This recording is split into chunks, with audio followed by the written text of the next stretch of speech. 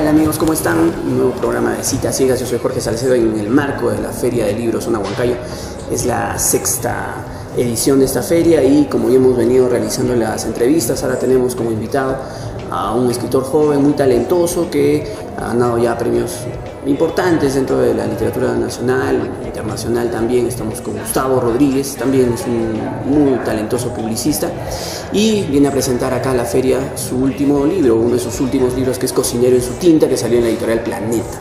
Entonces vamos a conversar con Gustavo respecto a esta novela y también a los libros que ha publicado y que ya consolidan una obra narrativa importante, ¿no?, dentro de la narrativa joven. Entonces, Gustavo, gracias por venir, gracias por estar acá en Huancayo. ¿Qué tal? ¿Qué te parece la feria?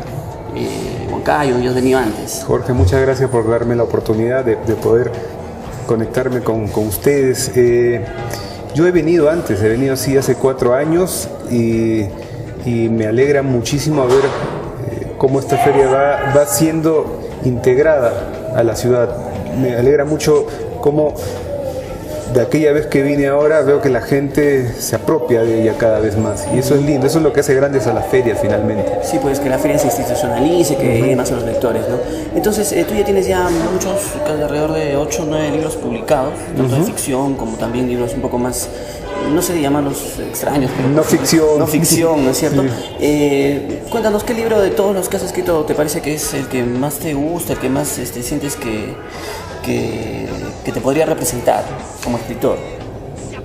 Depende de, no sé, es como que me pregunten cuál de mis 3 hijas me representa mejor, ¿no? Es difícil responderlo, ¿no? Generalmente cuando alguien me dice ¿qué libro tuyo debo leer?, yo tazo a la persona y dependiendo de edad, de qué tipo, y le hago un pequeño cuestionario, y dependiendo de eso.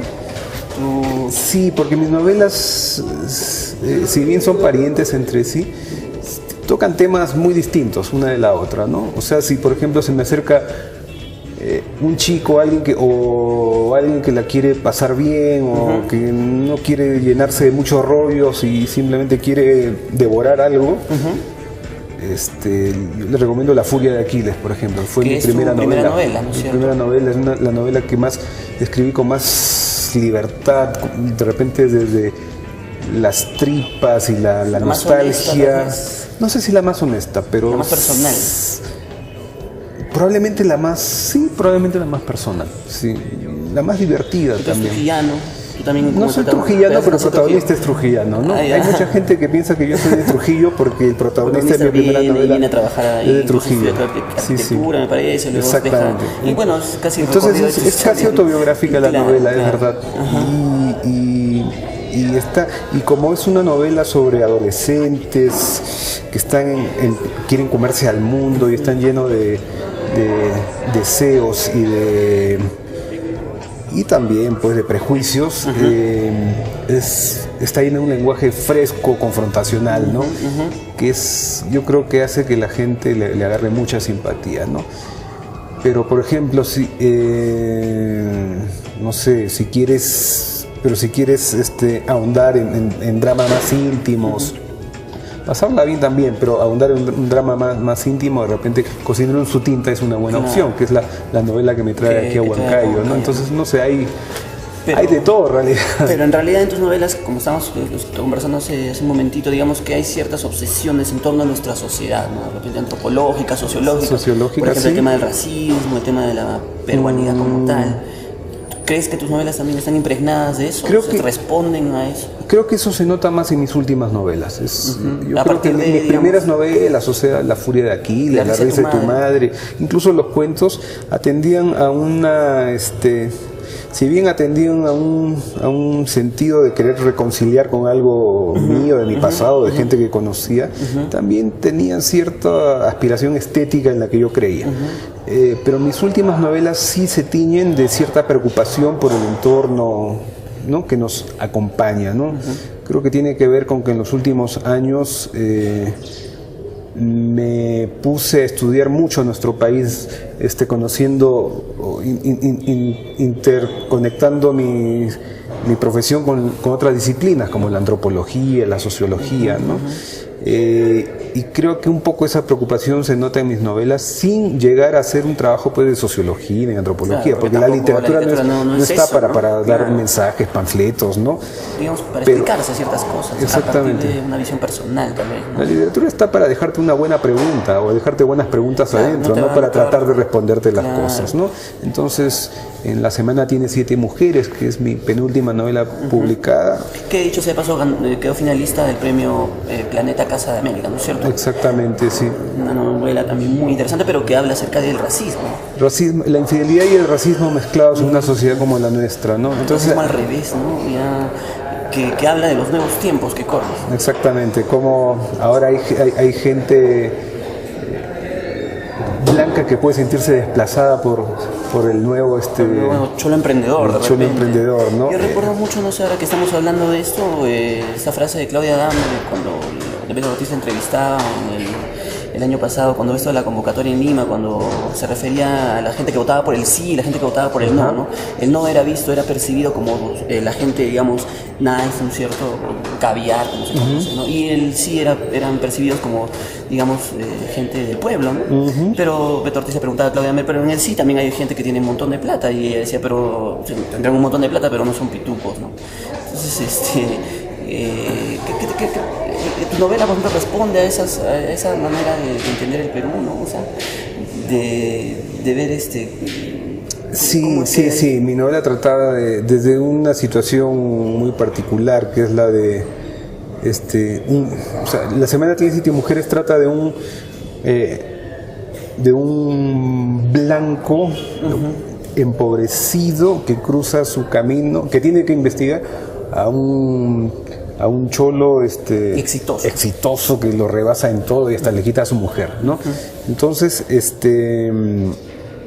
a través de esta, digamos, de esta muestra particular, yo quería tratar de no entender, sino de poner en un lienzo lo compleja que es nuestra sociedad, ¿no? Una sociedad postcolonial, la verdad, donde el clasismo está tan ligado también al racismo, ¿no? Somos una sociedad en eso muy peculiar en el mundo, ¿no?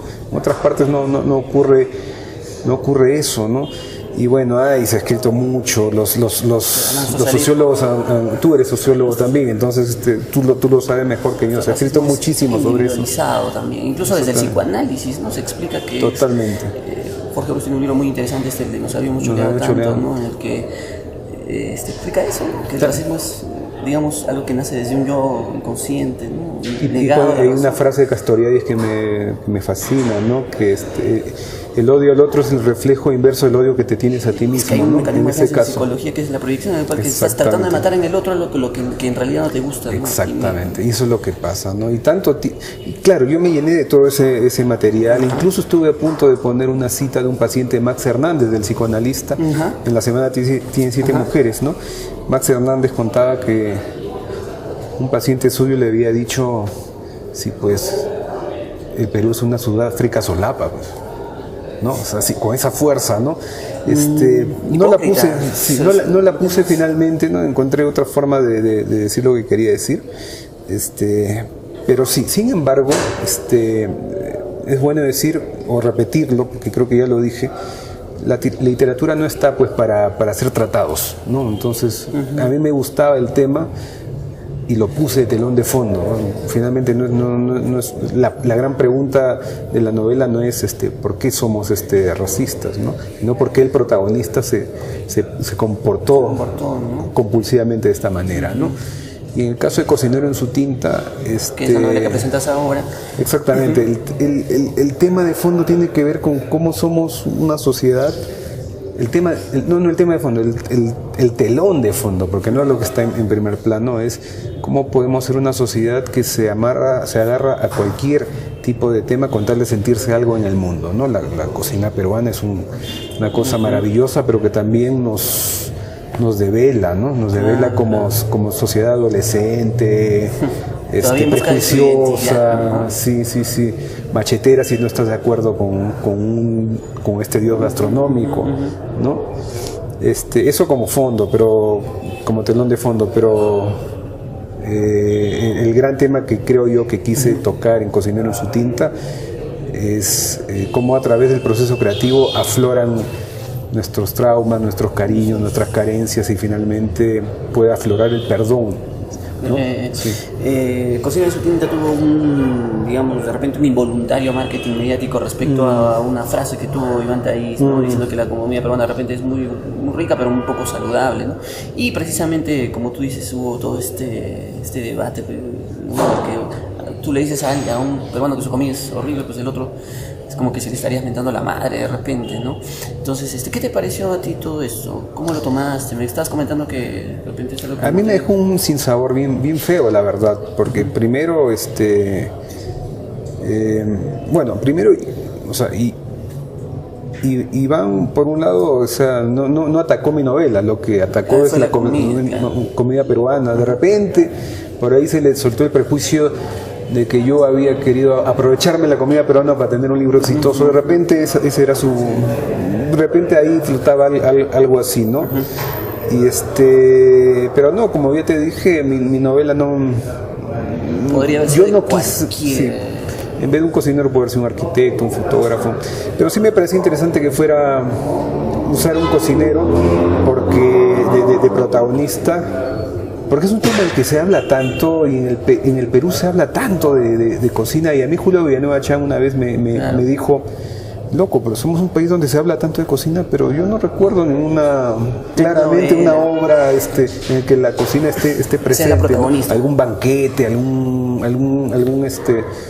protagonismo de esa índole, ¿no? Entonces a mí me quedó rebotando eso. Yo estaba a la búsqueda de un protagonista y se me ocurrió que un cocinero podía hacerlo, ¿no? Y bueno, a lo que voy es a que me dejó un mal sabor, porque finalmente sí, de la novela se habló mucho, pero se habló de cosas que no tenían nada que ver con la novela, ¿no? Y a mí lo que creo que puede haber ocurrido es que tanto se habló de la novela que mucha gente puede haber pensado que hasta ya la leyó, ¿entiendes? Que ya sabe de qué va. Bueno, la novela no iba por ahí, ¿no? Claro. Ahora que tú hablas de que de repente no ha habido una obra de ficción, un artefacto literario que hable de la novela, yo recuerdo mucho, hay un concurso que convoca la editorial Matalamanga, claro, que es el cuento gastronómico, y el primer cuento que gana es un cuento de Juan Manuel Robles, ¿no? Claro. Juan Manuel Robles gana el primer y el segundo lugar con... Que es Huancaína Freak, que es un cuento alucinante. Es todo un cuento satírico respecto al tema de la comida. Es tremendo. ¿No? Es un cuento alucinante. O el de Carlos Herrera también. O sea, no, hay, pero en el momento en que Julio me decía, en realidad no se habían dado estos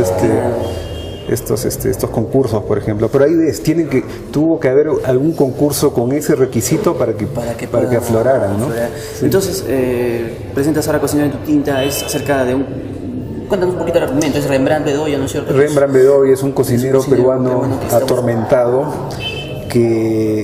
al que le encargan, que tiene que representar a Perú en Madrid Fusión, este gran evento internacional. Rembrandt Bedoya es un cocinero atormentado que mientras piensa qué plato lo puede lanzar al estrellato y se obsesiona en los meses en que tiene que crear este plato que lo represente a él y a su país, digamos, sufre porque le tiene celos a Gastón Acurio, le tiene envidia, está terminando una relación, está empezando otra, se le aparece su abuela en los lugares más raros. Tiene ese tipo de alucinaciones y cada vez con más insistencia se le aparece también la ominosa presencia de su padre, un arequipeño así recio, farmacéutico, que nunca quiso que fuera cocinero, ¿no? Entonces, y donde el alcoholismo entra a tallar cada vez con más fuerza, ¿no? Finalmente es una historia, en la parte superficial te puedo decir que sí, al final este cocinero llega a inventar dos platos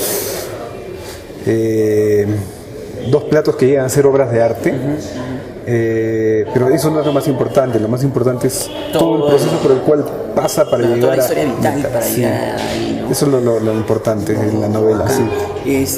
Entonces, ahora estaba preguntando a Alejandro Neira también respecto a la literatura como un medio de expresión de ciertos conflictos. ¿Tú cómo ves a la literatura? O sea, ya tú eres un escritor que ya tiene un montón de libros publicados. ¿Tú la literatura la ves como un trabajo, la ves como un hobby, la ves como una carrera? ¿Te has planteado eso? Mira, la literatura para mí es una ventana alterna para vivir. O sea, incluso cuando yo hago comunicación, yo escribo literatura, solo que escribo literatura, o sea, yo sé que es literatura, perdón, yo sé que es escritura que trata de lograr objetivos que no son los míos. Esa es la gran diferencia en realidad, ¿no? Pero aún así trato de conmover, trato de darle una alternativa de pensamiento, de criterio a la gente que esté expuesta a este trabajo. Entonces, finalmente, he llegado a la conclusión en los últimos años de que yo toda mi vida he sido un narrador. En algún momento de mi vida encontré la publicidad como una manera de seguir narrándome finalmente, pero hubo un momento en que emergió de nuevo la literatura en su estado puro y salió, ya no la pude contener más, ¿no? Y ahora es algo que, digamos, se ha convertido en parte de tu vida. Es la parte más importante de mi vida, y no solamente en el aspecto de la creación literaria, sino también en el aspecto de la difusión de la lectura. O sea, yo no solamente soy un escritor, escribo para Planes Lector, soy cofundador de Recreo, que es una organización que lleva lectura a las escuelas en el Perú. Acabo de lanzar junto con otros socios Libro Móvil, que es una iniciativa que lleva la venta de libros formales en la calle, como se vende comida, digamos. Entonces, le debo tanto a la literatura yo que tengo que devolver un poquito de lo que me ha dado definitivamente, ¿no? Yo no estaría aquí en esta feria con gente tan maravillosa y acá contigo de no ser porque en algún momento de mi vida de niño se me inoculó el bicho de la lectura, ¿no? Sí. ¿Cómo ves tú a la literatura de tu generación? No sé, has leído a Jeremías Gamboa, por ejemplo, a La Última Novela de Santiago. Lo que pasa es que Santiago, Jeremías en realidad son algo menores que yo. Yo parezco menor. Es verdad que yo empecé, o sea, yo generacionalmente soy más de la generación de Iván Tais. ¿Raúl Tola de repente? No, soy más joven soy mayor que Raúl incluso. ¿Cuántos años tienes? Yo tengo 46 años. Entonces, digamos, yo no nací en los 70, yo nací en los 60. Pero algo interesante, que yo soy más de la generación de Mario Velatín, de Iván Tais, Jorge Eduardo Benavides, aunque Jorge es un poco mayor que yo. Pero a mí me parece curioso me parece totalmente humano que la gente quiera etiquetar para entender mejor la realidad. Se fabrican unos cajoncitos y va poniendo a la gente, ¿no? Como para tratar de entender qué cajoncito va con cuál. Yo no encajo necesariamente bien en esos cajoncitos porque nací con una generación, pero empecé a publicar con otra, ¿no? Pero lo que sí te puedo decir es que los escritores que nacieron a partir de los años 60, digamos, son escritores que tienen intereses muy diversos y tienen muchas formas de enfocar de enfrentar sus desafíos. Esa es la palabra en realidad. Y algo bueno que pasó, que nos pasó a los escritores latinoamericanos después del boom, es que el mundo ya no nos exigió que nuestra literatura sea de determinado molde, ¿no? Sino que... O sea, a los escritores que aparecieron inmediatamente después del boom, sí se les exigía más de lo mismo, ¿no? Nosotros no, nosotros ya nacimos libres para hablar de lo que quisiéramos, de la forma que quisiéramos, ¿no? Claro, ahora me dices que no te inscribes en una generación en específico, entonces imagino que tienes también una opinión particular respecto a este tema, y tú sabes, yo por lo que te escucho hablar, estás muy interesado en el tema sociológico, ¿no? Entender a la sociedad peruana. Un tema de la sociedad peruana es que somos una nación todavía escindida, ¿no? Una nación fracturada que todavía no se logra reconciliar. Hay un Perú oficial, un Perú marginal, y no sé si te acuerdas de esta polémica que hubo entre escritores andinos y criollos, ¿no? Por un lado estaba Álvaro Valdiosa, por el otro Miguel Gutiérrez, por un lado estaba Ampuero, por el otro lado Osvaldo Reynoso. ¿Tú cómo la has visto? ¿Qué percepción tuviste acerca de eso? Mira, yo estuve en Madrid en el 2005, justamente yo estuve en las mesas en las que empezó esto, sí. Y al final me quedé con una sensación, que te va a sonar infantil. Al final todo se trataba de qué tanto aparezco yo. En el periódico, ¿no? Exactamente, qué tanto aparezco, qué tanto me dan el lugar. ¿Cuántos centímetros tengo de columna? Qué tanto aparezco yo, ¿no? Dentro de la foto, ¿no? lo cual me parece pues me parece totalmente válido, ¿no? Somos un país donde la cultura no tiene el espacio que tiene. O sea, somos un país donde se conoce más los nombres de los cocineros que el de los escritores. Entonces, es terrible que eso ocurra, ¿no? No hay un espacio que reivindique a todos los creadores finalmente, ¿no? Pero bueno, pues contra eso es que estamos luchando y por eso estamos en esta feria y hay este programa, ¿no? Sí, pues, cuéntanos un poquito de tus proyectos a futuro. Nos dices que estás ahorita ya en una etapa de corrección de tu nueva novela. Sí, estoy terminando una novela que es la historia de una consejera política que se vuelve loca de despecho mientras el país se vuelve loco en unas elecciones. ¿Loca de despecho en el sentido literal del término o loca de despecho en el sentido romántico? Porque, loca, así... No tiene ese tipo de lío, pero caramba, pero yo creo que sí, hay ¿quién no se ha vuelto loco temporalmente por amor, por rabia, por despecho? Claro. Sí, literalmente loca no, pero sí pierde la cordura totalmente, mientras el país la pierde también en unas elecciones presidenciales.